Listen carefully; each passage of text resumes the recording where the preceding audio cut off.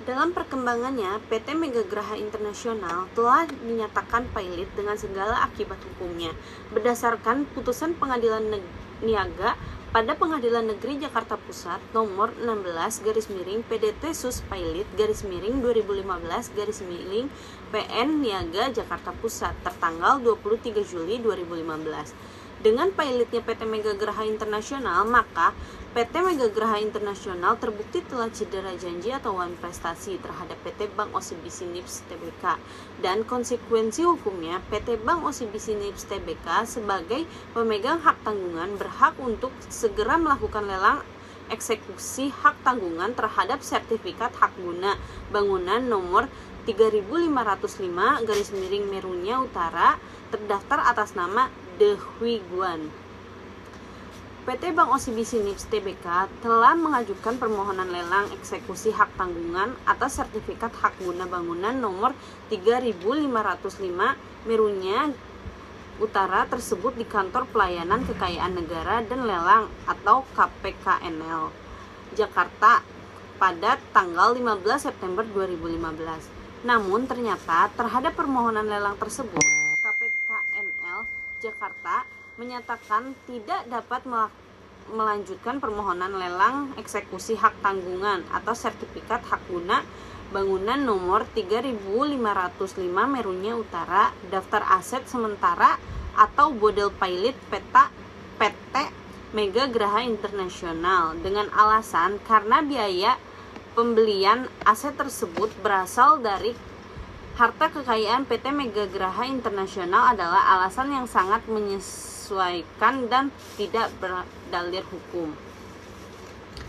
Akibat dari hal itu, PT Bank OCBC NIPS Tbk merasa dirugikan karena menganggap tindakan tersebut yang dengan secara sepihak telah memasukkan sertifikat hak guna bangunan nomor 3505 Merunya Utara ke dalam daftar harta atau bodel pailit tertanggal 9 September 2015. Padahal secara jelas dan terang benderang sertifikat hak guna bangunan 3505 Merunya Utara tersebut bukan merupakan harta atau bodel pailit PT Mega Graha Internasional. Kemudian PT Bank OCBC NIPS Tbk mengajukan permohonan kasasi kepada Pengadilan Niaga pada Pengadilan Negeri Jakarta Pusat agar dapat memberikan keadilan seadil-adilnya. B. Inti pertimbangan hukum putusan nomor 02/PDT Sus GLL /2016 PN Niaga Jakarta Pusat bahwa berdasarkan bukti surat T-8 sampai dengan T-13 berupa pengakuan Direktur PT Mega Graha Internasional dan terbukti surat T-14 sampai dengan T-19 berupa laporan pembukuan PT Mega Graha Internasional serta bukti surat T-20 sampai dengan T-31 berupa tanda terima pembayaran PBB bidang tanah dan bangunan SHGB nomor 3505 oleh PT Mega Graha Internasional dan polis asuransi atas nama PT Mega Graha Internasional memperlihatkan bahwa sebidang tanah dan bangunan SHGB nomor 3505 Merunya Utara adalah merupakan aset PT Mega Graha Internasional. Menimbang bahwa dari hal-hal yang terbukti tersebut, menurut pendapat Majelis Hakim, sebidang tanah dan bangunan SHGB nomor 3505 Merunya Utara adalah merupakan aset PT Mega Graha Internasional dan merupakan jaminan pembayaran hutang PT Mega Graha Internasional kepada penggugat, bukan jaminan pembayaran hutang De Huy Guan secara pribadi kepada penggugat. Menimbang bahwa karena sebidang tanah dan bangunan SHGB nomor 3505 Merunya Utara adalah merupakan jaminan pembayaran hutang PT Mega Graha Internasional dalam pailit kepada penggugat, maka tuntutan penggugat yang menyatakan bahwa sebidang tanah dan bangunan SHGB nomor 3505 tidak termaksud dalam harta bodel pailit PT Mega Graha Internasional dan meminta agar SHGB nomor 3505 tersebut dikeluarkan dari daftar harta bodel pailit. Menurut pendapat Majelis Hakim, tidak beralasan dan harus dinyatakan ditolak. Menimbang bahwa berdasarkan pertimbangan-pertimbangan tersebut di atas, hakim berpendapat gugatan penggugat haruslah dinyatakan ditolak untuk seluruhnya. Menimbang bahwa karena gugatan penggugat dinyatakan ditolak untuk seluruhnya, maka penggugat berhak berada di pihak yang kalah dan untuk itu haruslah dihukum untuk membayar biaya perkara ini. Mengingat dan memperhatikan pasal-pasal dari Undang-Undang Nomor 37 Tahun 2004 tentang Kepailitan dan PKPU serta segala aturan hukum dan perundang-undangan yang bersangkutan. C. Amar putusan nomor 02 garing PDT titik sus strip GLL garing 2016 garing PN Niaga Jakarta Pusat. Pertama, menolak gugatan penggugat seluruhnya. 2. Menghukum tergugat untuk membayar biaya perkara sebesar Rp316.000. D. Kasasi putusan nomor 769K garing PDT titik sus strip pilot garing 2016. Putusan Mahkamah Agung pada tingkat kasasi ini lahir dari adanya upaya hukum terhadap putusan Pengadilan Niaga pada Pengadilan Negeri Semarang 14 nomor 02 garing PDT titik sus strip GGL garing 2016 garing PN Niaga Jakarta Pusat, yang merupakan putusan atas permohonan pernyataan pilot dari kreditor terhadap debitor. Perkara ini berawal dari perjanjian utang piutang antara Tuan De Huiguan, debitor, dan PT Bank OCBC NISP Tbk kreditor dengan Dr. Bernard Nainggolan SHMH selaku kurator PT Mega Graha Internasional. Utang tersebut telah jatuh tempo. Debitor tidak melunasi utangnya kepada kreditor walaupun telah diberikan beberapa kali somasi, dan ternyata debitor juga memiliki utang kepada kreditor lain yang juga telah jatuh tempo.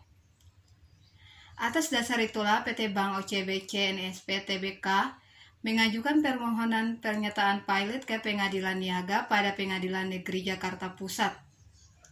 Hasil dari putusan Pengadilan Niaga nomor 02 garing PDT titik sus strip GGL garing 2016 garing PN Niaga Jakarta Pusat mengabulkan permohonan pernyataan pilot dari pemohon pilot dan menyatakan termohon pilot berada dalam keadaan pilot. Inti pertimbangan hukum tingkat kasasi putusan nomor 769K garing PDT titik sus strip pilot garing 2016 menimbang bahwa terhadap keberatan yang dikemukakan oleh PT Bank OCBC NISP Tbk, Mahkamah Agung berpendapat bahwa keberatan tersebut tidak dapat dibenarkan. Oleh karena setelah meneliti secara seksama memori kasasi tanggal 24 Maret 2016 dan kontra memori tanggal 5 April 2016 dihubungkan dengan pertimbangan judeks faktif. Dalam hal ini Pengadilan Niaga pada Pengadilan Negeri Jakarta Pusat tidak salah menerapkan hukum dengan pertimbangan sebagai berikut. Bahwa alasan-alasan kasasi tidak dapat dibenarkan.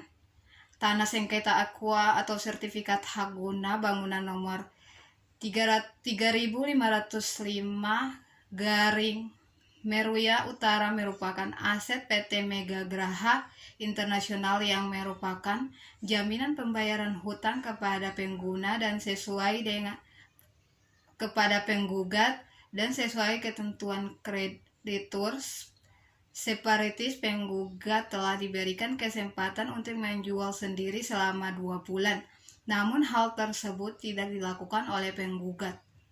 Menimbang bahwa berdasarkan pertimbangan tersebut di atas, putusan Pengadilan Niaga pada Pengadilan Negeri Jakarta Pusat nomor 02 garing PDT titik sus strip GLL garing 2016 garing PN Niaga Jakarta Pusat tanggal 17 Maret 2016 dalam perkara ini tidak bertentangan dengan hukum dan atau undang-undang sehingga permohonan kasasi yang diajukan oleh pemohon kasasi PT Bank OCBC NSP Tbk tersebut harus ditolak. Menimbang bahwa oleh karena permohonan kasasi dari pemohon kasasi ditolak, permohonan kasasi harus dihukum untuk membayar biaya perkara pada tingkat kasasi ini. F. Amal putusan nomor 769K garing PDT titik sus strip pilot garing 2016 Tama menolak permohonan kasasi dari pemohon kasasi PT Bank OCBC NSP Tbk tersebut. 2. Menghukum pemohon kasasi atau penggugat untuk membayar biaya perkara dalam tingkat kasasi yang ditetapkan sebesar 5 juta rupiah. Baik, saya akan melanjutkan presentasi yang sebelumnya, yaitu tentang analisis putusan. PT OCBC NISP telah diberikan waktu untuk melelang setelah insolvensi atau diberikan waktu selama 2 bulan untuk menjual. Tetapi setelah lewat masa waktu 2 bulan itu di Undang-Undang Nomor 37 Tahun 2004 tentang kepailitan dan penundaan kewajiban pembayaran utang diatur bahwa harus menyerahkan ke kurator untuk dijual dan dimasukkan ke dalam harta pailit. Kurator pun bergerak berdasarkan laporan keuangan, masuk ke harta pailit karena di laporan keuangan mereka aset itu termasuk sebagai aktiva tetap. Waktu itu juga beliau telah konfirmasi kepada debiturnya dan terdapat harta tersebut di dalam laporan keuangan tersebut. Dan kalau dipailitkan juga kita memerlukan verifikasi yang mana itu aset, mana tagihannya, dan mana piutangnya. Mengenai aset jaminan termasuk harta budel pailit, ya hal tersebut termasuk aset jaminan itu kan bisa menjadi harta pailit ketika diserahkan ke kurator setelah lewat 2 bulan. Maka dari itu, harta pailit adalah harta yang setelah berakhirnya masa waktu bank untuk menjualnya. Tetapi kalau sudah terjual, maka aset jaminan tersebut bukanlah merupakan harta pailit. Kurator tidak mungkin dapat memasukkan jaminan ke dalam harta budel pailit secara sepihak. Dan lagi pula di dalam kasus ini tidak ada beliau memasukkan jaminan ke dalam harta budel pailit secara sepihak. Karena beliau pasti menempelkan atau mempublikasikannya di dalam pengadilan serta daftar tagihan kurator itu. Wajib untuk mengumumkan daftar harta budel pailit dalam jangka waktu tertentu. PT OCBC NISP apabila keberatan dapat mengajukan keberatan. Malah menurut beliau, aneh apabila kurator tidak mengumumkan atau mempublikasikannya di pengadilan. Dan pengumuman tersebut sudah jelas juga tertera tanda tangan hakim pengawas, kurator, dan panitera. Asas independen dan tidak memihak hanya pada kepentingan kreditur sendiri atau semata-mata untuk kepentingan debitur adalah asas yang dianut dalam tugas dan kewenangan kurator. Para pihak dapat mengajukan penggantian kurator apabila kurator dalam menjalankan tugasnya tidak independen.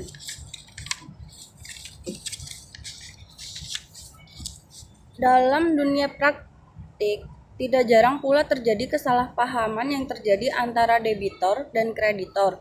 Di dalam kasus ini, PT OCBC NISP selaku debitor menganggap PT Mega Graha Internasional selaku kreditor lalai. Yang dimaksud lalai di sini adalah PT Mega Graha Internasional dianggap secara sepihak memasukkan jaminan ke dalam harta budel pailit. Yang nyatanya Ronald M. Aritonang menyatakan telah ada masa waktu yang diberikan kepada PT OCBC NISP untuk melelang jaminan tersebut dan tidak kunjung dilelang. Pengumuman pemasukan harta budel pailit tersebut juga telah diumumkan di Pengadilan Negeri Jakarta Pusat. Menurut pasal 104 ayat 4 Undang-Undang Nomor 40 Tahun 2007 tentang perseriauan terbatas yang berbunyi, anggota direksi tidak bertanggung jawab atas kepailitan perseriauan sebagaimana dimaksud pada ayat 2 apabila dapat membuktikan a. Kepailitan tersebut bukan karena kesalahan atau kelalaiannya, b. Telah melakukan pengurusan dengan itikat baik, kehati-hatian, dan penuh tanggung jawab untuk kepentingan perseroan dan sesuai dengan maksud dan tujuan perseroan. C. Tidak mempunyai benturan kepentingan baik langsung maupun tidak langsung atas tindakan pengurusan yang dilakukan.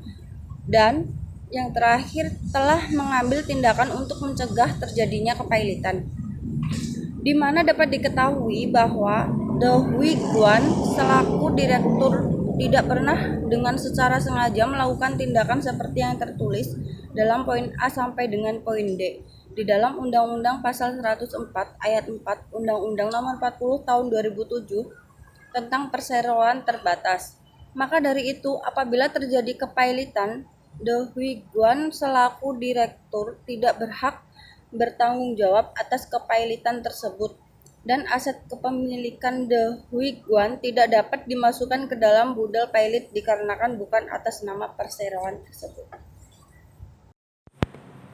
Baik, melanjutkan. Menurut Ronald M. Aritonang berpendapat bahwa harta seseorang yang tidak pailit dapat dijadikan badal pailit. Hal itu bersumber pada laporan keuangannya. Maksudnya adalah yang menjaminkan hal tersebut adalah PT-nya dan bukan pribadinya yang menjaminkan. Di dalam hak tanggungan juga telah dikatakan bahwa melepaskan hak atas asas tersebut untuk menjadi jaminan PT OCBC NISP Huiguan selaku direktur dan atas nama sebidang tanah beserta bangunan yang dijaminkan juga telah setuju bahwa tanah tersebut bangunannya yang terletak di Meruya untuk dimasukkan ke dalam harta bodol pailit. Huiguan juga secara jelas tidak mengakui tanah beserta bangunan tersebut sebagai harta pribadinya karena tanah besertanya bangunannya tersebut adalah bukan milik pribadi melainkan milik gabungan dari beberapa pihak, yaitu 3 orang. Bahwa Huiguan beserta kedua pihak lainnya secara pribadi telah menandatangani aset tersebut untuk dijadikan jaminan PT OCBC NISP dengan menandatanganinya secara tidak langsung. Huiguan sudah melepaskannya untuk dijadikan jaminan. Jadi berdasarkan uraian tersebut di atas, penulis berpendapat bahwa penolakan terhadap gugatan yang diajukan oleh PT OCBC NISP sudah betul adanya dikarenakan sudah terdapat bukti secara tertulis di antara pihak debitur dan kreditur bahwa Huiguan beserta 2 pihak lainnya telah melepaskan haknya dan menyerahkan tanah beserta bangunannya yang terletak di Meruya untuk dijadikan jaminan atas PT Mega Graha Internasional. Untuk kesimpulan, berdasarkan hasil uraian analisis mengenai permasalahan yang diteliti sebelumnya, penulis berkesimpulan bahwa penolakan pada putusan nomor 02/PDT Sus GLL /2016/PN Niaga Jakarta Pusat sudah betul adanya karena terdapat beberapa fakta di mana tidak benar adanya kata sepihak dalam gugatan seperti yang dikatakan oleh PT OCBC NISP. Dikarenakan kurator dari PT Mega Graha Internasional telah memasang pengumuman tentang pemasukan tanah beserta bangunan yang terletak di Meruya ke dalam harta bodol pailit, dan surat pernyataan tersebut juga telah ditandatangani oleh beberapa pihak di dalam pengadilan dan tidak mungkin pihak dari PT OCBC ini tidak melihat pengumuman tersebut. Kemudian juga sudah terdapat percakapan antara PT Mega Graha Internasional dengan PT OCBC NISP sebelumnya mengenai tanah beserta bangunan tersebut, di mana kedua belah pihak menemukan solusi untuk membuat perjanjian secara tertulis yang dilakukan antara Huiguan selaku direktur dan atas nama tanah beserta bangunan, 2 pihak lain yang juga sebagai pemilik tanah tersebut, dan pihak PT OCBC NISP yang diberisikan pelepasan hak atas, dengan kata lain menyerahkan tanah beserta bangunan atas nama Huiguan untuk dijadikan jaminan atas PT Mega Graha Internasional. Penulis juga berpendapat bahwa harta pailit sudah lebih meluas dari sebelumnya, di mana pada fakta putusan nomor 769K/PDT/2016 telah menjadi jurisprudensi, maka dari itu harta pilot bisa berupa apa saja, yang penting terdapat bukti pendukungnya dan dapat verifikasi dari pihak-pihak lainnya. Terima kasih. Wassalamualaikum warahmatullahi wabarakatuh.